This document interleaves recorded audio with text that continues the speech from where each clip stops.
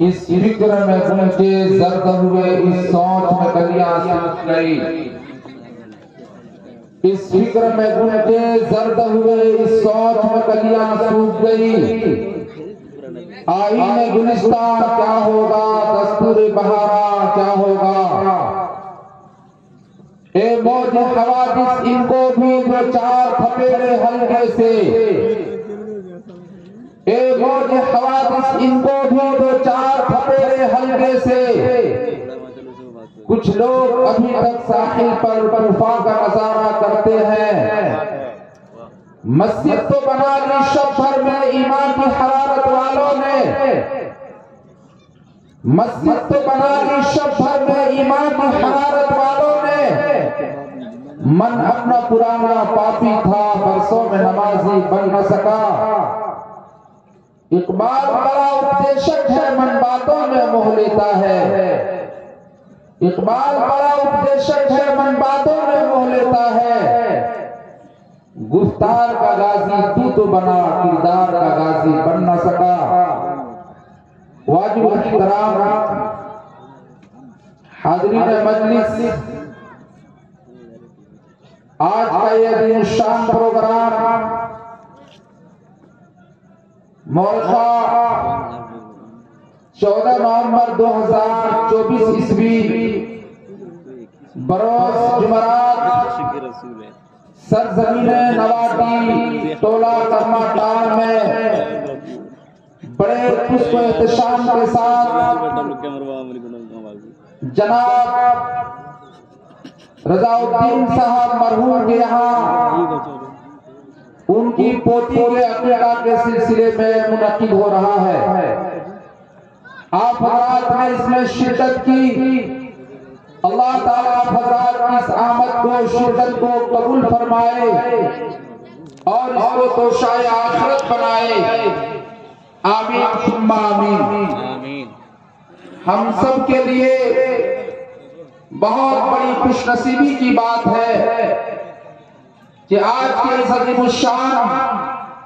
Programme میں علماء اکرام کی ایک لمبی فہرست ہے اور شورا اسلام کی ایک بڑی تعداد ہے، جن میں ہمارے جانے پہچانے اور یوں کہہ لیجیے کہ انٹرنیشنل شاعر مداح رسول جناب حضرت مزمل حیات صاحب تشریف فرما ہے، اسی طرح ہمارے آج کے اسٹیج میں اسی نواٹی کے ایک بہت بڑے جید عالم اور قاری جناب قاری شفیع الہدیٰ صاحب بھی تشریف رکھتے ہیں، حضرت مولانا ابوالشمع صاحب بھی تشریف رکھتے ہیں، شاعر اسلام قاری بہار الدین صاحب بھی تشریف رکھتے ہیں، مولانا مقصود صاحب، اور جتنے چہرے نظر آ رہے ہیں وہ سب ہمارے جانے پہچانے ہیں، یہ سب چہرے حلقہ درس و تدریس سے تعلق رکھتے ہیں۔ میں دل سے دعا گو ہوں کہ اللہ تعالی ان حضرات اور ان علمی شخصیات کی عمر کو دراز فرمائے اور ان حضرات کی خدمات کو قبول فرمائے، آمین ثم آمین۔ تمام قسم کی تعریف لائق و سوا ہے اللہ جل شانہ کے لیے، جس نے پوری کائنات اور اس کے ذرے ذرے کو پیدا فرمایا۔ درود و سلام تمام انبیاء علیہ السلام پر، خصوصاً احمد مجتبیٰ محمد مصطفیٰ صلی اللہ علیہ وسلم کی ذات گرامی پر، جو پوری دنیا کے لیے رشد و ہدایت بن کر تشریف لائے۔ اللہ تبارک و تعالیٰ نے دنیا میں بے شمار مخلوقات پیدا فرمائی ہے، ان مخلوقات میں اشرف اور معزز حضرت انسان کو بنایا ہے۔ اللہ تعالیٰ نے شریعت کا مکلف انسان کو بنایا، جہاں تک جنات کی بات آتی ہے وہ انسان کے تابع ہے، الگ سے حضرت جنات کے لیے کوئی قرآن نہیں، الگ سے حضرت جنات کے لیے کوئی اس کی کتاب نہیں، الگ سے حضرت جنات کے لیے کوئی پیغمبر اور نبی نہیں، جو ہمارے نبی ہیں وہی ان کا نبی ہے، جو ہماری کتاب ہے وہی ان کی کتاب ہے، جو ہمارا قرآن ہے وہی ان کا بھی قرآن ہے۔ تو معلوم یہ ہوا کہ اصل میں شریعت کا مکلف یہ حضرت انسان ہے، جنات تو ان کے تابع۔ سن رہے ہیں جناب سیف البھائی صاحب، آپ بڑے ترجمے کے ساتھ بیٹھے ہوئے ہیں، آپ آخر تک بیٹھے رہے، کھانے کا کیونکہ وہاں شروع ہو گیا ہے اس لیے کچھ لوگ اٹھ کر چلے گئے، مگر امید ہے کہ وہ شکم سیر ہونے کے بعد پھر وہ تشریف لے آئیں گے، اور آخر تک جب تک یہ ہمارا پروگرام چلتا رہے گا وہ دل جمعی کے ساتھ، متانت و سنجیدگی کے ساتھ وہ ہمارے ہم رکاب رہیں گے، وہ ہمارے ساتھی بنے رہیں گے۔ یہ دعا کریں۔ باہر بیٹھ میں چلتا ہوں کہ اللہ تبارک و تعالیٰ نے حضرت انسان کو اشرف المخلوقات میں پیدا فرمایا اور ان کو شریعت کا مکلف بنایا۔ اب اگر کوئی انسان دوسری مخلوقات کی طرح اپنی زندگی دنیا میں گزار رہا ہے اور بیل بکریوں کی طرح اگر اپنی زندگی کو گزار رہا ہے تو سمجھو کہ اس نے اس مقصد کو نہیں سمجھا، اپنے وقار کو اور اپنے وقت کو اس نے نہیں پہچانا، اس نے اس پر غور کیا ہی نہیں کہ اللہ نے آخر ہماری تخلیق کیوں فرمائی، اللہ نے ہمیں پیدا کیوں فرمایا، یہ آسمان، یہ زمین، یہ سورج، یہ چاند، یہ ستارے، یہ کہکشاں، یہ ندی، یہ نہر، یہ ساری چیزیں جو اللہ نے ہمارے لیے بنائی ہے، آخر اس کا مقصد کیا ہے؟ اگر انسان اس پر غور کر لے کہ دنیا اور دنیا کی ساری چیزیں تو اللہ نے ہمارے لیے پیدا کی ہے، تو ان کا ضرور کوئی مقصد ہے کہ اللہ نے ہم کو جو پیدا کیا ہے کسی مقصد کے تحت اور منشا کے تحت پیدا کیا ہے، اور وہ منشا یہ ہے کہ یہ حضرت انسان اللہ کی خوب عبادت کرے، ربوبیت کا اعتراف کرے، اور اللہ نے جو پیغمبر انسانوں کی رشد و ہدایت کے لیے بھیجا ہے وہ رشد و ہدایت کے لیے جو اللہ نے مبعوث کیا ہے تو ان پیغمبروں کا اتباع کرے، ان پیغمبروں کی پیروی کرے، ان کی ایک ایک سنت پر عمل کر کے اور ان کی زندگی کو ایک لیل بنا کر اپنی زندگی کو کامیاب کرے، دنیا کی زندگی میں بھی وہ کامیاب ہو اور آخرت کی زندگی میں بھی وہ سرخرو نظر آئے۔ یہ اگر انسان اپنی تخلیق پر غور کرے گا، انسان اگر اپنی پیدائش پر غور کرے گا تو کوئی بھی انسان غفلت کے ساتھ من چاہی زندگی نہیں گزارے گا، ان کی زندگی رب چاہی زندگی ہو، ان کی زندگی رب چاہی زندگی ہو، اور پھر وہ اس عمل کو پسند کرے گا جس عمل کو کر کے ہمارے بڑے آباء و اجداد بزرگان دین یہ سب عمل کرتے چلے گئے اور وہ کامیاب رہے، وہ ہر قدم سے پہلے وہ یہ غور کرے گا کہ یہ قدم بڑھانا ہمارے لیے صحیح ہے یا نہیں۔ آپ کو معلوم ہے کہ اس دھرتی پر سب سے اچھے اور سب سے سچے اگر کوئی جماعت تھی تو انبیاء علیہ السلام کی جماعت، اس کے بعد صحابہ کرام کی جماعت تھی۔ اب اگر کوئی انسان اپنی زندگی کو کامیاب کرنا چاہتا ہے تو وہ انسان اس اچھے عمل کو اپنائے گا اور صحابہ کرام کے ان پسندیدہ عمل کو اپنی زندگی میں لا کر کے اور وہ کامیاب اس جہاں میں بھی ہوگا اور اس جہاں میں بھی ہوگا۔ اللہ کے رسول صلی اللہ علیہ وسلم چونکہ مجمع مختصر ہے اس لیے مختصر ہی بات ہوگی۔ اللہ کے رسول صلی اللہ علیہ وسلم مسجد نبوی میں تشریف فرما، صحابہ کرام کی ایک بڑی جماعت موجود ہے، حضرت ابوبکر صدیق رضی اللہ تعالیٰ عنہ ہیں، حضرت عمر فاروق بھی موجود ہیں، حضرت عثمان غنی رضی اللہ تعالیٰ عنہ بھی موجود ہیں، حضرت علی موجود ہیں، اور دیگر صحابہ اکرام بھی ہیں، یعنی صحابہ کی ایک بڑی جماعت ہے۔ اللہ کے رسول صلی اللہ علیہ وسلم نے ایک خاموش نظر خلفائے راشدین پر ڈالی اور فرمایا کہ اصحابو سنو، مجھے دنیا کی چیزوں میں تین چیزیں مجھے بہت زیادہ پسند ہیں، تین چیزیں مجھے بہت زیادہ پسند ہیں۔ صحابہ اکرام ہماتن گوش ہو گئے کہ میرے آقا اور محبوب فرما رہے ہیں کہ دنیا کی چیزوں میں مجھے تین چیزیں بہت زیادہ پسند ہیں۔ دنیا میں تو بہت ساری چیزیں ہیں، بہت سارے عجائبات ہیں، عجیب و غریب چیزیں نظر آتی ہیں، خوبصورت بھی ہیں، اور یہاں تو ان چیزوں کا معائنہ کرنا ہم جیسے ناقص العقل کے بس میں نہیں، مگر اللہ کے رسول صلی اللہ علیہ وسلم فرما رہے ہیں، یہ پیغمبر فرما رہے ہیں، اللہ کے رسول صلی اللہ علیہ وسلم کا رہے کہ مجھے تین چیزیں دنیا کی چیزوں میں سب سے زیادہ پسند ہیں۔ اللہ کے رسول نے فرمایا، اور حدیث میں بھی حبب علی من الدنیا النساء،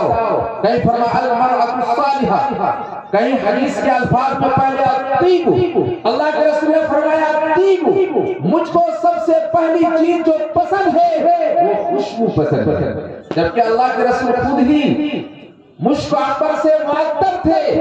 اللہ کے رسول جب کسی راستے سے گزرتے تھے تو لوگ خوشبو سے پتہ کر لیتے تھے کہ میرے محبوب کا گزر اس گلی سے ہوا ہے، میرے محبوب کا گزر اس گلی سے ہوا ہے۔ اللہ کے رسول صلی اللہ علیہ وسلم کے اس خوشبو سے لوگ پتہ کر لیتے تھے۔ حدیث مبارکہ میں ہے کہ آپ جب گزرتے تو یہ پہاڑوں کے پتھر بھی آپ کو سلام کرتے، درخت بھی جھک کر کے آپ کو سلامی پیش کرتے، وہ گلی وہ سڑک وہ خوشبو سے معطر ہو جاتے، لوگ پتہ لگا لیتے کہ میرے محبوب کا گزر اس گلی سے ہوا۔ اللہ کے رسول نے فرمایا مجھے خوشبو سب سے زیادہ پسند ہے۔ اب اگر ہم نبی کے امتی ہیں تو ہم کو بھی خوشبو پسند ہونی چاہیے، اور جسے خوشبو پسند ہو وہ شراب کے اڈوں میں کبھی نہیں جائے گا، کیونکہ شراب بدبودار ہوتی ہے۔ جسے خوشبو پسند ہو وہ غلط راستے میں کبھی نہیں جائے گا، وہ ہر اس راستے کو تلاش کرے گا جو محبوب کا راستہ ہوگا، ہر اس راستے پہ چلنے کی کوشش کرے گا جس سے میرا محبوب راضی ہو جائے، اللہ کے رسول راضی ہو جائے۔ تو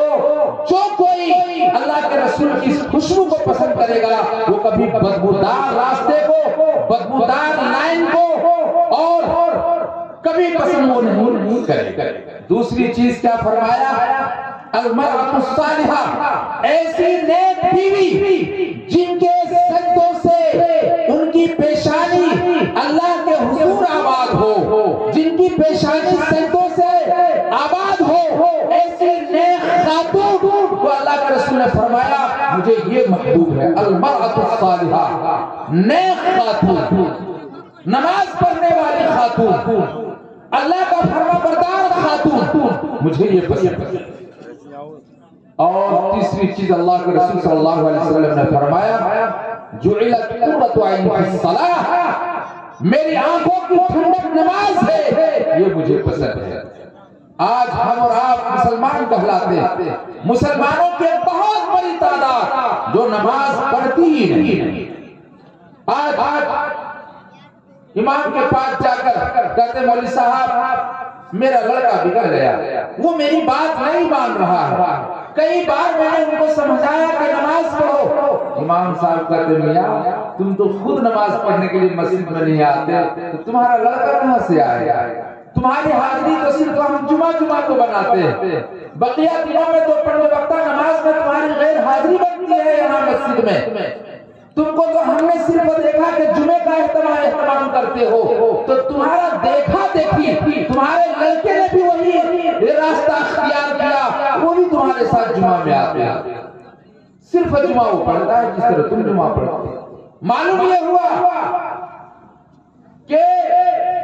یہ اولاد سفید کپڑے کی طرح ہے یا کہہ لیجئے گیلی مٹی کی طرح ہے، جس طرح ان کو آپ ڈھالیں گے یا سفید کورے کپڑے میں جو کچھ آپ لکھنا چاہیں گے، نقش کرنا چاہیں گے تو یہ ہو جائے گا، مگر شرط یہ ہے کہ پہل ان کے گارجین کرے، پہل ان کے ماں باپ کرے۔ دوسروں کی بات اولاد قبول نہیں کرتی جتنی بات ان کی اولاد اپنے والدین کی قبول کرے۔ ہم ایسے موقع پر ہم ان کو اپنی بات قبول کروانے کی کوشش کرتے ہیں جب ان کا وقت ختم ہو چکا ہوتا ہے۔ بچہ جب بچہ ہوتا ہے وہ لرننگ موڈ میں ہوتا ہے اور لرننگ موڈ میں ہوتا ہے، سیکھنے کی عمر ہوتی ہے۔ اسی لیے بچوں کو دیکھا گیا کہ وہ جب بڑا کوئی کچھ کرتا ہے تو فوراً وہ نقل کرنے لگتا ہے۔ ایک واقعہ ہے حدیث مبارکہ میں کہ اللہ کے رسول صلی اللہ علیہ وسلم ایک قافلے کے ساتھ گئے، ایک جگہ پڑاؤ ڈالا تو کفار و مشرکین کے بچے تھے، تو جب اذان ہونے لگی ایک صحابی نے اذان دینی شروع، عبداللہ ابن مکتوم نے اذان دینی شروع کی۔ جب اس نے یہ عبداللہ ابن مکتوم کے اور صحابی تھے، اس نے اذان دینی شروع کی۔ جب انہوں نے اذان دینی شروع کی تو وہ بچے نقل کرنے لگے، مسلمان تو مسلمان، غیر مسلم کے جو بچے تھے وہ نقل کرنے لگے۔ صحابہ نے کہا کہ اللہ کے رسول نے فرمایا ان بچوں کو پکڑ کر میرے پاس لاؤ۔ سارے بچے بھاگ گئے مگر ان میں وہ بچہ جو عمر کے اعتبار سے کچھ بڑا تھا وہ بچہ نہیں بھاگا، نہیں ڈرا۔ اللہ کے رسول نے فرمایا کہ قریب لاؤ، کہا بیٹا پھر وہ کلمہ دہراؤ جو تم ابھی نقل کر لیتے دہراؤ۔ اس نے اذان دینی شروع کی، مگر جب وہ پہنچے اشہدو اللہ الہ الا اللہ پر تھوڑی دبی آواز میں کہنے لگے۔ اللہ کے رسول نے فرمایا زور سے کہو۔ آج بھی امام شافعی رحمۃ اللہ علیہ کا یہاں ایک مسلک ہے کہ اس کلمہ کو آہستہ کہا جائے، اس ادا کو اذان میں دہرایا جائے تو بچوں کو نقل کرنے کی عادت ہوتی ہے۔ پھر اس کلمے کو دہرانے کی وجہ سے اللہ تعالیٰ نے ان کے دل میں اس کلمے کو نقش کر دیا اور اس کلمے کے نقش کا اثر یہ ہوا کہ اس بچے نے اسلام قبول کر لیا، وہ مسلمان ہوا۔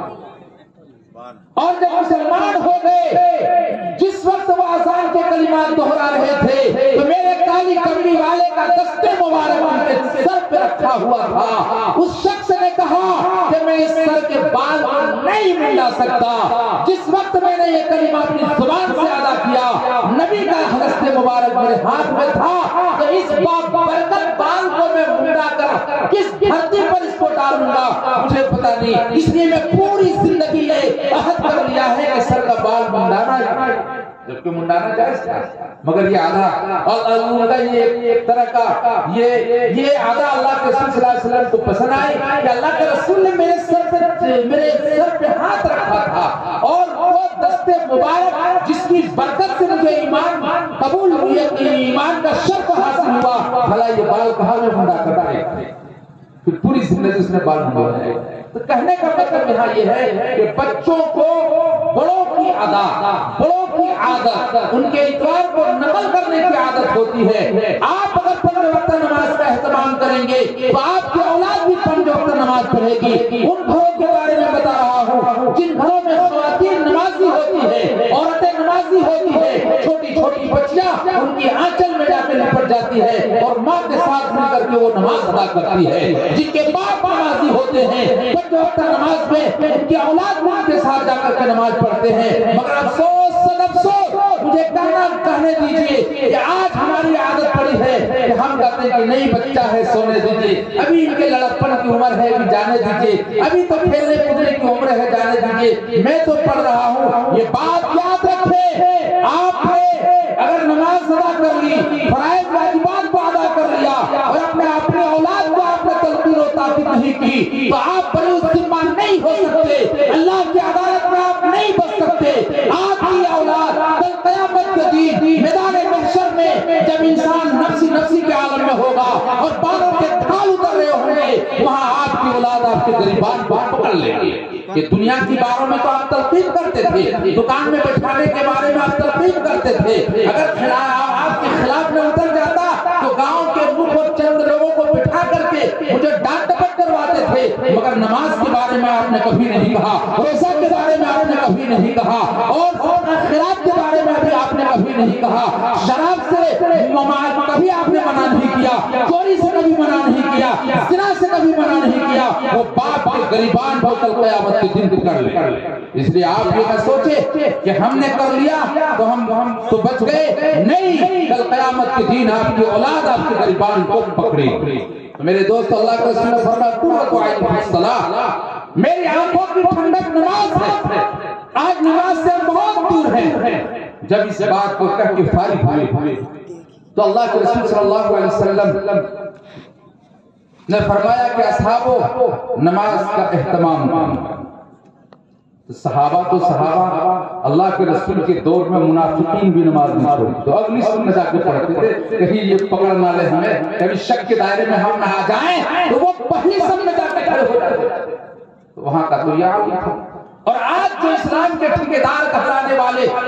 آج جو اپنے آپ کو مسلمان کہلانے والے، آج پنج وقتہ نماز میں تمہاری مسجدیں خالی ہوتی، دن رات ہم جملے کستے ہیں، فلاں ملک کے حکمران نے یہ کر دیا، وہ کر دیا، بم برسا دیا، ایسا کر دیا، ویسا کر دیا، اس میں یہ خامی ہے، یہ ہے، وہ ہے، اور ہمارے اندر بے شمار خامیاں ہیں، اس پر ہمیں نظر نہیں جاتی۔ میرے دوستو، تو اللہ کے رسول صلی اللہ علیہ وسلم نے کہا کہ نماز کا اہتمام کرنا۔ اس کے بعد حضرت ابوبکر صدیق رضی اللہ تعالیٰ عنہ کھڑے ہو گئے اور فرمایا کہ میرے محبوب، جب دنیا کی چیزوں میں سے تین چیزیں آپ کو پسند ہے، صدقت یا رسول اللہ، آپ نے سچ فرمایا اللہ کے رسول، تو آپ کے اس غلام کو بھی دنیا کے چیزوں میں سے تین چیزیں بہت زیادہ پسند ہیں۔ فرمایا کہ تین چیزیں مجھے بھی پسند ہیں۔ اب صحابہ کرام کہنے لگے کیا کہیں گے؟ حضرت عمر فاروق رضی اللہ تعالیٰ عنہ تو دل میں سوچ رہے ہیں کہ میں اللہ کے رسول کے بعد کچھ ایسا کہہ جاؤں گا تاکہ اللہ کے رسول نے جو بات کہی ہے ان کے بعد میرے اس بات کا مقابلہ دنیا کی کوئی طاقت نہ کر سکے، ایسی چیز کا میں انتخاب کروں گا اور وہ چیزیں میں بتاؤں گا میری پسند کی یہ چیزیں ہیں۔ ابھی سوچ ہی رہے تھے کہ حضرت ابوبکر صدیق رضی اللہ تعالیٰ عنہ کھڑے ہو گئے، فرمایا صدقت یا رسول اللہ، آپ نے سچ فرمایا اے اللہ کے رسول، ہم کو بھی دنیا کی چیزوں میں تین چیزیں پسند ہے۔ حضرت ابوبکر نے فرمایا النظر علی وجہ، سب سے پہلی چیز جو مجھے پسند ہے وہ یہ ہے کہ اللہ کے رسول کے چہرہ انور کا دیدار کرتا رہوں، آپ کی زیارت کرتا رہوں، آپ کے رخ انور کو دیکھتا رہوں، یہ مجھے سب سے زیادہ پسند ہے۔ حافظ ابن حجر عسقلانی رحمۃ اللہ علیہ لکھتے ہیں کہ یہ دعا حضرت ابوبکر صدیق کی قبول ہو گئی جو مجمع میں حضرت ابوبکر صدیق نے کہی تھی النظر الی وجہک، مجھ کو دنیا کی چیزوں میں سب سے زیادہ یہ پسند ہے کہ آپ کے چہرے کا دیدار کروں۔ اللہ کے رسول وفات پائے تو آپ کا چہرہ قبلہ کی طرف کیا گیا، ان کے بعد حضرت ابوبکر کو دفن کیا گیا، ابوبکر کا چہرہ نبی کے چہرے کی طرف کر دیا گیا۔ یہ دعا قبول ہو۔ اس کے بعد فرمایا دوسری چیز جو ہے وہ انفاق علی امری و انفاق مال علی امری، دوسری چیز یہ ہے کہ اللہ کے رسول کا اشارہ ہو جائے تو میں اپنے مال و متاع کو، اپنی جائیداد کو، روپیے کو، پیسے کو اللہ کے نبی میں، اللہ کے نبی کے قدموں میں لا کر نچھاور کر دوں، یہ مجھے بہت زیادہ پسند ہے۔ واقعہ ہے کہ ایک بار اللہ کے رسول نے چندہ کا اعلان فرمایا، حضرت عمر رضی اللہ تعالیٰ عنہ نے آدھا سامان لا کے قدموں میں ڈال دیا، ابو بکر نے سارا سامان لا کے ڈال دیا۔ حضرت عمر سوچ رہے ہیں کہ آدھا سامان لایا ہوں، کتنا معلوم ہو رہا ہے، مجھ سے آگے کون بڑھ پائے گا؟ اللہ کے رسول نے فرمایا کہ عمر کتنا لایا؟ کہا کہ اللہ کے رسول آدھا لا کے ڈال دیا، بس آدھا ہے، اس سے اب گزر بسر کریں گے، آدھا لا کے ڈال دیا۔ آپ اسلام کی اشاعت کے لیے، اس کے فروغ کے لیے آپ ان کو لٹا دیجئے، مات بات دیجئے، آپ دے دیجئے غریب صحابہ کو اور ان لوگوں کو دے دیجئے جو مفلس ہے، تنگست ہے، ان لوگوں کو دے دیجئے۔ فرمایا ابو بکر تم نے کیا لایا؟ کہا کہ اللہ کے رسول میں نے تو سارا مال لا کے ڈال دیا۔ ایک سوئی تھی گھر کے اندر اس دیوار میں چھپو کر میری بیوی نے رکھی ہوئی تھی، میں نے اسے بھی تلاش کر کے آپ کے قدموں میں ڈال دیا، اب صرف اللہ کے رسول کو چھوڑا، سارا مال لا کے ڈال دیا۔ اللہ کے رسول نے فرمایا عمر ابو بکر سے تم آگے نہیں بڑھ سکتے، ہر کسر نہ ناقص کی بات نہیں ہے کہ ابو بکر سے بڑھ جائے. تو فرمایا انفاق والی علی امری، اللہ کے رسول کا یہ اشارہ ہو جائے سارا مال ان کے قدموں میں ڈال دوں، یہ مجھے سب سے زیادہ پسند ہے. اور تیسری چیز حضرت ابو بکر صدیق نے فرمایا ان یکون بنتی فی بیتی، مجھے یہ پسند ہے کہ میری بیٹی جو ہے ان کی بیوی بن جائے، اللہ کے رسول میرا داماد بن جائے، میں ان کا خسر اور سسر بن جاؤں، یہ مجھے پسند ہے. یہ دعا بھی قبول تھی. اللہ کے رسول صلی اللہ علیہ وسلم کے ازواج میں حضرت عائشہ صدیقہ رضی اللہ تعالی عنہا جو حضرت ابو بکر صدیق کی بیٹی ہے. یہ تین چیزیں جب کہہ کر کے بیٹھے تو حضرت عمر کھڑے ہو گئے اور فرمایا صدقت یا عمر، صدقت یا ابو بکر، اے ابو بکر آپ نے سچ فرمایا. مجھے بھی دنیا کی چیزوں میں سے تین چیزیں بہت زیادہ پسند ہے. اب صحابہ کہنے لگے عمر کیا کہیں گے؟ عمر تو بڑے جلالی صحابی تھے کہ ان کی بات جو ہوگی وہ عجیب و غریب بات ہوگی، ڈنکے کی چوٹ ہوگی اور جو کہیں گے اسے پورا کریں گے. حضرت فاروق رضی اللہ تعالیٰ عنہ نے فرمایا کہ الامر بالمعروف والنہی عن المنکر، پہلی چیز الامر بالمعروف، نیکیوں کو پھیلانا، نیکیوں کا حکم کرنا، یہ مجھے پسند ہے. نیکیوں کو پھیلانا، نیکیوں کا حکم کرنا، امر بالمعروف یعنی اچھائی کا حکم کرنا، یہ مجھے پسند ہے. کوئی شرابی شراب پیتا ہے، یہ مجھے پسند ہے کہ ان کو ہم روک دیں. کوئی زناکار زنا کرتا ہے تو ہم اسے روک دیں گے. کوئی زانی، کوئی چور چوری کرتا ہے ہم اسے روک دیں. کوئی غلط راستے پہ چلتا ہے ہم اسے روک دیں، بدنیائی سے روک دیں، دوسروں کی زمین کو غصب کرنے سے روک دیں. مسلمانوں پر کوئی ٹیڑھی نگاہ اٹھا کر دیکھے تو ہم ان کی آنکھ کو پھوڑ دیں. کوئی اسلام کو للکارے اس سے پہلے ہم ان کا خاتمہ کر دیں. ہم امر بالمعروف، یہ مجھے زیادہ پسند ہے. والنہی عن المنکر، منکرات سے روکنا، یہ مجھے پسند. حضرت عمر فاروق نے فرمایا مجھے پسند ہے کہ ہم بھلائی کا حکم کریں، نماز پڑھو، روزہ رکھو، صدقہ خیرات کرو، حج اگر فرض ہے تو حج کو ادا کرو، عمرہ کرو، اور یہ ہے کہ اعمال صالحہ کار خیر کرو، صدقہ خیرات کرو، یہ دوسروں کی مدد کرو، ہمدردی کا درس دو، یہ مجھے پسند ہے. اور والنہی عن المنکر، تمام منکرات چیزوں سے لوگوں کو روک دو اور اس کو ان منکرات چیزوں کو جڑ سے اٹھا کر پھینک دوں، یہ مجھے پسند ہے. یہی وجہ ہے کہ حضرت عمر فاروق رضی اللہ تعالیٰ عنہ وہ درخت، وہ بہترین، وہ جسے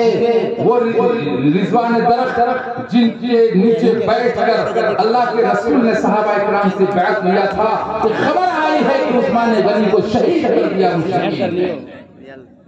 تو 1400 صحابہ تھے، سب نے کہا اللہ کے رسول ہم آپ کے ہاتھ پر بیعت کرتے ہیں، خدا کی قسم اگر عثمان غنی کو ان مشرکین نے شہید کر دیا ہوگا تو ان کا خون کا بدلہ لیے بغیر واپس نہیں جائیں گے. اخیر میں اللہ کے رسول نے بھی اپنے ہاتھ کو ہاتھ میں ڈالا کہ محمد بھی اپنے ہاتھ میں ڈال کر کے یہ عہد و پیمان کرتا ہے اور یہ وعدہ کرتا ہے جب تک عثمان غنی کے خون کا بدلہ نہ لینا ہم واپس نہیں جائیں گے. اس درخت کے نیچے لوگ سجدہ کرنے لگے، پتوں کو توڑ کر کے بدن میں ملنے لگے اور پتہ نہیں وہاں کیا کیا نظر و نیاز اور منتیں مارنے لگے. حضرت عمر فاروق رضی اللہ تعالیٰ عنہ کو جب خبر پہنچی تو اس درخت کو کاٹ کر ایسی جگہ دفن کر دیا کہ آج تک کسی کو پتہ نہیں کہ وہ درخت کہاں. وہ منکرات حضرت عمر فاروق رضی اللہ تعالیٰ عنہ نے فرمایا والنہی عن المنکر، دوسری چیز یہ ہے کہ منکرات سے ہم لوگوں کو منع کریں، برائیوں سے ہم لوگوں کو روکے، منکرات کو جڑ سے اٹھا کر پھینک دیں، ان کے لیے ان کا سدباب کریں، کہ یہ پسند مجھے ہے. اور تیسری چیز فرمایا الثوب فی الخلق، فرمایا کہ مجھے یہ پسند ہے الثوب الخلق، پرانے کپڑے کا پہننا، پرانے پھٹے کپڑے کا پہننا، یہ مجھے پسند ہے. اس لیے آپ واقعات میں سنتے ہوں گے کہ حضرت عمر فاروق رضی اللہ تعالیٰ عنہ کے کپڑوں میں پیون لگا ہوا ہے. آپ جب گئے مسجد اقصی کو فتح کرنے کے لیے تو شرط لگا دی اپنے غلام سے کہ 1 میل تو پیدل چلے گا، میں سواری پہ سوار رہوں گا، اور 1 میل میں پیدل چلوں گا تو سوار رہے گا۔ غلام نے کہا کہ ٹھیک ہے چلتے ہیں۔ کہاں چلے؟ مسجد اقصی کو فتح کرنے کے لیے۔ یہودیوں نے کہا کہ تم اپنے خلیفہ کو بلاؤ، تب جا کر کے مسجد اقصی کی چابی میں تمہارے ہاتھ میں دوں گا۔ ان کے بڑے بڑے پادری وہ سب تورات کو لیے ہوئے اور وہ دیکھ رہے، مطالعہ کر رہے ہیں کہ آخری نبی کا جو خلیفہ ہوگا نام کے وہ آئیں گے اور ان کے کپڑوں پر پیوند لگا ہوا ہوگا۔ وہ پہچان گئے، نام ہو یا نہ ہو علامات سے پہچانے کہ ان کا جو خلیفہ ہوگا وہ آئیں گے مسجد اقصی کو فتح کرنے کے لیے، تو ان کے کپڑوں میں پیوند لگا ہوا ہوگا، پرانا پھٹا کپڑا پہنا ہوا ہوگا، غلام اور آقا میں تمیز نہیں ہوگی، کون آقا کون غلام، پوچھ کر معلوم کرنے کی ضرورت پڑے گی ان میں سے کون آقا ہے کون غلام۔ جب آئے، جب قریب پہنچے تو وہ غلام کے سواری پر سوار ہونے کی باری آ گئی۔ غلام نے کہا کہ آقا عمر آپ تشریف رکھیں، سواری پہ سوار ہو جائیں۔ یہ غیر مسلم کیا کہیں گے، یہ یہودی عیسائی کیا کہیں گے کہ یہ ان کا آقا پیدل چل رہا ہے اور غلام سواری پہ سوار ہے، تو اس میں توہین آپ کی ہوگی۔ فرمایا کہ ان کے کہنے کی وجہ سے میں آپ کی حق تلفی کر دوں، یہ مجھ سے نہیں ہو سکتا۔ تم سواری پہ سوار ہو، میں نکیل پکڑ کر چلتا ہوں اور دنیا جو کچھ کہے یہ اس کی پرواہ نہیں، مگر ان کے کہنے کی وجہ سے میں حق تلفی نہیں کر سکتا، ہمارا حق نہیں مانگ سکتا۔ تو لوگوں نے پوچھا وہ تو سوار ہو آتا ہو، کہانی آتا یہ ہے جو پیدل چل رہے۔ فرمایا کہ گئے وہ پادریوں سے پوچھا کہ دیکھ لیں وہ حلیہ، وہ چہرہ، وہ بال بکھرے ہوئے، وہ میلا کپڑا پہچانے؟ انہوں نے تورات سے ملایا کہ یہی وہ خلیفہ ہے، اسی کے مقدر میں ہے۔ مسجد اقصی کی چابی دے دو، اگر خیریت چاہتے ہو تب فوراً لا کر کے ان کے ہاتھ میں وہ چابی دے دی اور کہا کہ میں نے ان کے خلیفہ کو پہچانا، کپڑے میں جو پیوند لگا ہوا تھا اس پیوند سے پہچانا، اس لیے فرمایا کہ پرانا کپڑا پہننا یہ مجھے بہت زیادہ پسند ہے۔ یہ 3 چیزیں فرمایا، الامر بالمعروف پہلی چیز، دوسری والنہی عن المنکر تیسری چیز، ذوق الخلق پرانا کپڑا پہننا یہ مجھے بہت زیادہ پسند ہے۔ جب یہ بات کہہ کے فارغ ہو گئے تو حضرت عثمان غنی کھڑے ہوئے اور فرمایا صدقت یا عمر، آپ نے بالکل سچ فرمایا کہ عمر ہم کو بھی دنیا کی چیزوں میں سے 3 چیزیں بہت زیادہ پسند ہے، ہم کو بھی دنیا کی چیزوں میں سے 3 چیزیں بہت زیادہ پسند ہے۔ پہلی چیز اطعام الجیعان، بھوکوں کو کھانا کھلانا یہ مجھے بہت زیادہ پسند ہے۔ پہلی چیز اطعام الجیعان، بھوکوں کو کھانا کھلانا یہ مجھے بہت زیادہ پسند ہے، اور دوسری چیز فرمایا کسوۃ العریان، ننگوں کو کپڑا پہنانا یہ مجھے بہت زیادہ پسند ہے، اور فرمایا تلاوت القرآن، تیسری چیز قرآن کی تلاوت کرنا یہ مجھے بہت زیادہ پسند ہے۔ یہی وجہ ہے کہ حضرت عثمان غنی رضی اللہ تعالیٰ عنہ قرآن کبھی نہیں چھوڑتے تھے۔ ہے نا واقعہ کہ جب بدریوں نے ان کو محاصرہ کر لیا شہید کرنے کے لیے، 40 دن گزر گئے، قرآن کی تلاوت کر رہے ہیں، کنواں کا پانی منع کر دیا گیا، مسجد میں آپ نہیں جا سکتے منع کر دیا گیا، قرآن کی تلاوت کر رہے ہیں۔ تلاوت قرآن کی حالت میں بدماشوں اور ظالموں نے ان پر لوہے کا پھوڑا مارا، خون کے فوارے نکل گئے، پورا خون سے قرآن لطمت ہو گیا۔ قرآن کی تلاوت کر رہے تھے اور تلاوت کرتے کرتے ان کو شہید کر دیا گیا۔ فرمایا تلاوت القرآن دنیا کی چیزوں میں سے تیسری چیز مجھے قرآن کی تلاوت یہ بہت زیادہ پسند ہے۔ یہ حضرت عثمان غنی۔ اس کے بعد حضرت علی رضی اللہ تعالیٰ عنہ کھڑے ہو گئے اور فرمایا صدقت یا عثمان، آپ نے بالکل سچ فرمایا عثمان، آپ کو 3 چیزیں پسند ہے، مجھ کو بھی دنیا کی چیزوں میں سے 3 چیزیں بہت زیادہ پسند ہے۔ حضرت عثمان حضرت علی رضی اللہ تعالیٰ عنہ نے فرمایا الخدمت للضیف، مہمانوں کی مہمان نوازی کرنا یہ مجھے بہت زیادہ پسند ہے، اور مہمانوں کی مہمان نوازی کرنا یہ مجھے بہت زیادہ پسند ہے۔ اور دوسری چیز جو فرمایا حضرت علی رضی اللہ تعالیٰ عنہ نے وہ فرمایا الضرب بالسیف، تلوار چلانا، جہاد کرنا، دشمنوں کو کاٹنا مارنا، جو کوئی اسلام کو للکارے گا، جو کوئی خدا کی حکم سے بغاوت کرے گا، جو کوئی اسلام کو جھٹلائے گا، جو وحدانیت کا انکار کرے گا، ایسوں پر تلوار چلانا یہ مجھے بہت زیادہ پسند ہے۔ فرمایا الضرب بالسیف، جہاد کرنا، جہاد میں تلوار چلانا یہ مجھے بہت زیادہ پسند ہے۔ اور تیسری چیز فرمایا الصوم فی الصیف، فرمایا کہ چلچلاتی ہوئی گرمی میں، دھوپ میں، سخت گرمی میں روزہ کا اہتمام کرنا یہ مجھے بہت زیادہ پسند ہے۔ آج کی زیادہ گرمی ہو جائے کہتا روزہ نہیں رکھا جائے گا، فلاں بیماری ہے، دیکھ گرمی کسی قدر ہے، ہم سے روزہ نہیں رکھا جائے گا، اور دنیا کا سارا کام کرتا آسانی کے ساتھ، مگر روزہ جب آئے تو بہانہ کرتا گرمی ہو رہی۔ حضرت علی فرما رہے کہ سخت گرمی میں، چلچلاتی ہوئی دھوپ میں روزے کا اہتمام کرنا، روزہ رکھنا یہ مجھے بہت زیادہ پسند ہے۔ ابھی یہ بات کہہ کر حضرت علی بیٹھے بھی نہیں پائے تھے، فرمایا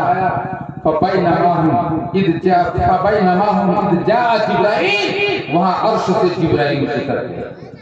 حضرت علی بیٹھنے بھی نہیں پائے تھے، جبرائیل آ گئے اور فرمایا آپ حضرات کی گفتگو کو اللہ عرش پر سماعت کر رہے تھے، سن رہے تھے، مجھے بھی دنیا کی چیزوں میں سے 3 چیزیں بہت زیادہ پسند ہے۔ کون کرے؟ جبرائیل جو تمام فرشتوں کے سردار ہے، وہ عرش سے فرش پر آئے ہیں اللہ کے حکم سے، کہ مجھے بھیجا گیا، مجھے بھی جو اگر میں بھی دنیا میں ہوتا تو دنیا کی چیزوں میں سے 3 چیزیں مجھے بہت زیادہ پسند ہوتی۔ اب صحابہ اکرام اور مٹ گئے اور سے سننے لگے۔ فرمایا ارشاد الضالین، بھولے بھٹکے ہوئے کو راستہ بتانا یہ مجھے بہت زیادہ پسند ہے، بھولے ہوئے کو راستہ بتانا یہ مجھے بہت زیادہ پسند ہے۔ اور فرمایا وَإِعَانَةُ أَهْلِ الْعَيَالِ الْمُعْسِرِينَ، اور فرمایا کہ غریب لوگوں کی مدد کرنا، بال بچوں والوں کی مدد کرنا، جن کے اہل و عیال زیادہ ہو اور ان کی زندگی غربت میں ہو، ایسے لوگوں کی چن کر کے مدد کرنا جو سوائے اللہ کے کسی سے مدد نہ مانگتا ہو، یہ مجھے بہت زیادہ پسند ہے۔ اس کے بعد فرمایا تیسری چیز فرمایا جو مجھے زیادہ پسند ہے مواسنۃ الغرباء القانتین، فرمایا جو تھوڑی چیزوں پر، تھوڑے رزق پر، تھوڑی روزی پر قناعت کرتا ہو، ہاتھ نہ پھیلاتا ہو، بھیک نہ مانگتا ہو، ایسے لوگوں سے محبت کرنا یہ مجھے بہت زیادہ پسند ہے۔ کون کر؟ جبرائیل۔ ہمارے یہاں فقیروں کی تعداد 35 کلو چاول مل رہا ہے، پھر بھی بھیک مانگے جا رہے ہیں۔ جب دروازے پر آتا ہے تو سر سے پیر تک دیتے ہیں، بابا یہ تو ہٹھا کٹھا آدمی ہے، یہ تو لگتا ہے کسی مرض کا شکار ہے ہی نہیں، یہ بھیک مانگ رہا ہے۔ اور آپ بھیک کہاں مانگتا؟ اب کوئی نہیں کہتا کہ ہم کو سب کا ڈائریکٹ کہتا چندہ، کیوں بھائی بچہ بیمار ہے، کیوں بھائی میرا اپنا علاج چل رہا ہے، کاہے کا چندہ؟ بھتیجی کی شادی ہے، کاہے کا چندہ؟ بیٹی کی شادی ہے، وہ بھیک مانگ رہا۔ کاہے کا چندہ؟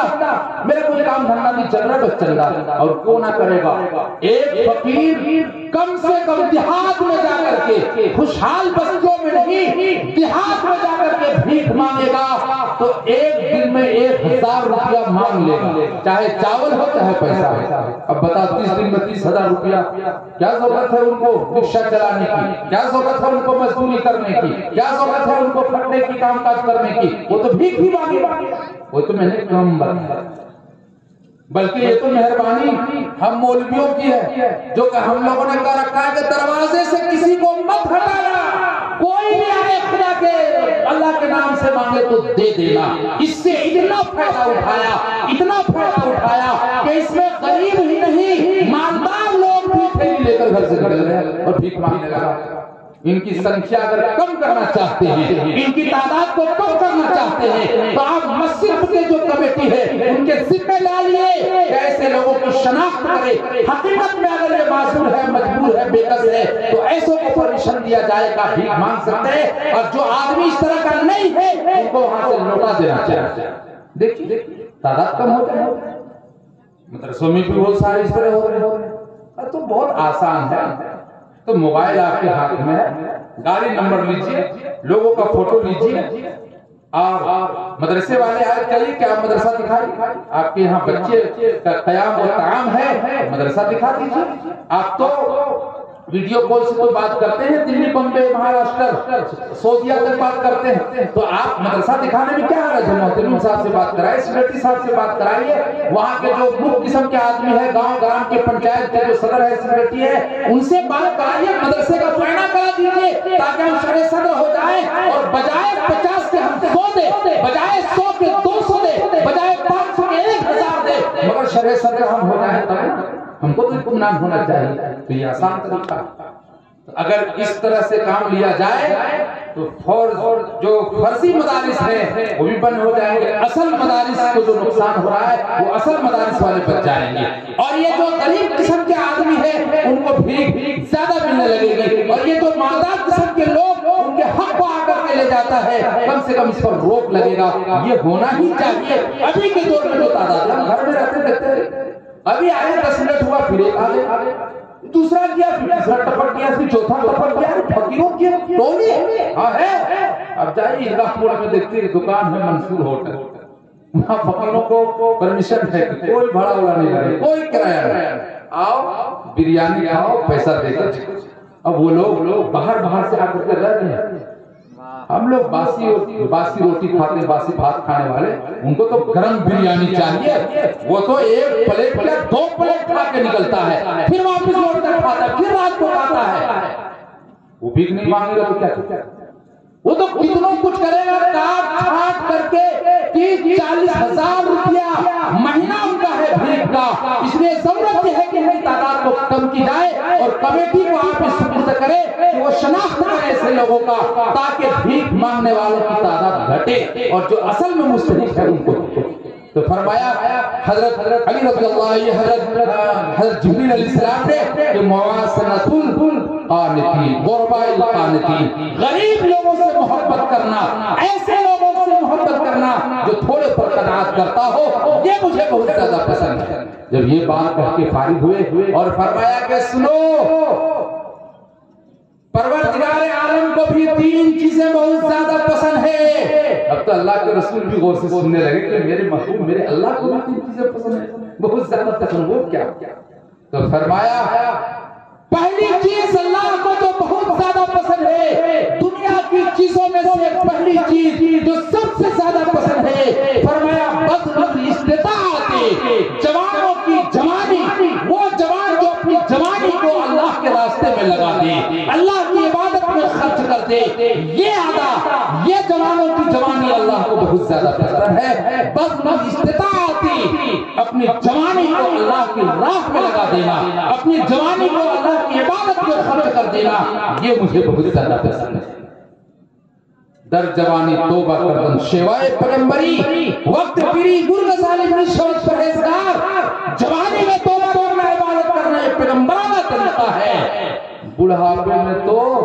ظالم بھیڑیا بھی پرہیزگار ہو جاتا ہے، اب اس سے شکار ہوگا ہی نہیں تو ان کو پرہیزگار نہیں بننا تو کیا بننا۔ آج کہتے ہیں کہ میاں فلاں مولوی صاحب مسجد نہیں آ رہے، دیکھو ہم پہلے آ گئے ہیں، مولوی صاحب مدرسے سے شروع کر رکھے ہیں، مولوی صاحب کے پیچھے آپ کیوں پڑے ہوئے، فلاں آدمی نہیں آ رہے، فلاں قاضی صاحب نہیں آ رہے، دیکھو ہم آ گئے ہیں۔ تو دکھانے کے لیے مار رہے، ان کی زندگی اور ان کی سوانح حیات کو سنبھال کر دیکھیے تو پوری زندگی میں سوائے جمعہ کے 8 کے 360 کے بالکل صاف ہے پڑھائی۔ کتنے ہیں تعداد جو صرف جمعہ کی نماز پڑھتے ہیں، جنازے کی نماز پڑھتے ہیں، اور اس کے بعد کھاٹ کوئی جنازے کی نماز، 360 عید اور بقرعید کی نماز، بس اور وہ بھی مسجد کے بغل میں گھر ہے، کبھی بندہ نہیں آتا۔ یہاں مہاراشٹر میں ہے، بمبے میں ہے، اور بہت دور میں کام کرنے کے خبر ملی تمہارے عزیز و اقربا میں سے فلاں آدمی کا انتقال ہو گیا، کہتا جلدی کرو تتکال ہم نے ٹکٹ نکال لیا ہوائی جہاز کا، اور آتا کس نے جنازہ پڑھا؟ مسجد گھر کے بغل میں ہے، کبھی مسجد میں ہم کو نہیں دیکھا گیا۔ نماز جنازہ پڑھنے کے لیے کہاں سے آ رہا ہے؟ پونا سے چل کے آ رہا ہے، بمبے سے چل کے آ رہا ہے، دہلی سے چل کے آ رہا ہے، افریقہ امریکہ سے چل کے آ رہا ہے جنازے کی نماز پڑھنے کے لیے۔ پڑھنے کے لیے نہیں آ رہا، دکھانے کے لیے آ رہا کہ دنیا کیا ہے۔ چچا تھا نہیں آیا، بھتیجا تھا نہیں آیا، باپ تھا نہیں آیا، والدہ تھی نہیں آیا، یہ دکھانے کے لیے آیا۔ نماز جنازہ تو فرض بھی نہیں، فرض کفایہ ہے، چند لوگوں نے پڑھا، سب کی طرف سے ہو گئی، مگر یہ 5 وقتہ نماز باپ پڑھے تو بیٹے کے سر سے ثابت نہیں ہے، بیٹا پڑھے تو دادا کے سر سے ثابت نہیں ہے، ماں پڑھے تو بیٹی کے سر سے ثابت نہیں ہے، بیٹی پڑھے تو ماں کے سر سے ثابت نہیں ہے۔ ان کو خود یہ نماز پڑھنی پڑے گی، تب جا کر کے یہ فرائض ادا ہوگا۔ کسی کے ادا کر دینے سے تمہاری ان کی طرف سے ہوگی، کوئی کی طرف سے پڑھے تو یہ فرائض ان کی طرف سے نہیں مانے جائیں، بلکہ خود پڑھنی پڑے۔ تو میرے دوستو، تو یہ بات چل رہی تھی کہ آج یہ بذل الاستطاعت کہ جوانی میں اللہ کی عبادت کرنا، آج لوگ جوانی میں نہیں کرنا، کہتے ہیں کہ ابھی کہاں، ارے ہوتے دن تو 4 بچے پوتے پوتی کی شادی کرائیں گے، اس کے بعد شروع کریں گے۔ یہ بات یاد رکھے، عمل جوانی، یہ عمل کا زمانہ، یہ عمل جوانی کا زمانہ، یہ عمل کا زمانہ ہے، اور بڑھاپا تو ٹینشن کا زمانہ ہے۔ اب پینشن کے لیے لوگ پریشان ہیں، تو پینشن تم کو ملے گا جب جوانی میں عمل کیا ہوگا۔ جوانی کا زمانہ یہ عمل کا زمانہ ہے، تو عمل جب جوانی میں تم نے کیا نہیں، اور اب بڑھاپے میں مسجد کے کنار اوشا کو سرحال تھا اور وہاں یہ کر رہے ہیں، تو کہنے کا مطلب یہ ہے، اور پھر ہے کہ اب تو جب بوڑھے ہو جاؤ گے، نماز میں اور عبادت میں کمی آ جائے گی، اللہ کہہ رہا فرشتوں پھول لکھو، فرشتہ کہہ رہا یا عالم سنت کہاں پڑی ہے، نفل کہاں لکھ دو، بیمار ہے، بوڑھا ہے، اب بولو براز کا ٹھکانہ نہیں، جوانی میں ان کی عبادت تو دیکھو، تہجد کا اہتمام کرتا تھا، پھول لکھو، یہ کہا جائے گا۔ تو یہ پینشن جاری اللہ تعالیٰ کی طرف سے ہے، جب جوانی میں عمل کیا، جو آدمی جوانی میں ڈیوٹی نہیں کیا اور بڑھاپے میں جا کر کے اپنا بیانات دے گا اور کہے گا کہ پینشن جاری کر دو، تو وہاں تھپڑ لگا رہا ہے، تیرے جوانی میں کبھی تمہاری کوئی حاضری نہیں ہے اور پینشن کے لیے تم کاغذ بنا۔ اس لیے ضرورت ہے کہ جوانی میں عمل کرے، اور بڑھاپے کے زمانے میں اگر کمی بیشی ہوگی تو اللہ تعالیٰ اس وقت ہمارے ثواب میں کمی بیشی نہیں کریں گے، مکمل ثواب دیں گے۔ تو کہنے کا مطلب یہ ہے، تو اس چکر میں نہ ہے کہ ہم بڑھاپے میں بار کے، تو دوسری چیز کیا بذل الاستطاعت ہے، دوسری چیز فرمایا الصبر عند الفاقہ، فاقہ کے وقت صبر کرنا یہ اللہ کو بہت زیادہ پسند ہے، ہاتھ نہیں پھیلانا ہے، صبر کرنا یہ اللہ کو پسند ہے۔ تیسری چیز فرمایا البکاء عند الندامہ، فرمایا کہ رونا گڑگڑانا اپنے گناہوں پر اور شرمندہ ہونا کہ اللہ العالمین مجھے پتہ نہیں تھا، انجانے میں، غفلت میں، کوتاہی میں یہ کام ہو گیا، اے اللہ تیرے در کے علاوہ کوئی در نہیں ہے، اے اللہ کون ہے جو میرے گناہ کو معاف کرے، اے اللہ جوانی میں ہم سے چوری بھی ہو گئی، اے اللہ جوانی میں ہم سے غفلت بھی ہو گئی، اے اللہ جوانی میں ہم سے خلاف شرع بہت سا کام ہو گیا، اے اللہ تو ہی معاف کرنے والا ہے، تو اللہ تعالیٰ معاف کر دے گا، اپنے گناہوں کے ان پر شرمندہ ہوگا، سبحانہ یہ اللہ کو بہت زیادہ پسند ہے۔ بار کے بعد ٹائم زیادہ ہو گیا، اللہ تعالیٰ سے دعا کریں اللہ تعالیٰ ہم سب کو کہنے سننے سے زیادہ عمل کی توفیق عطا فرمائے، آمین یا رب العالمین۔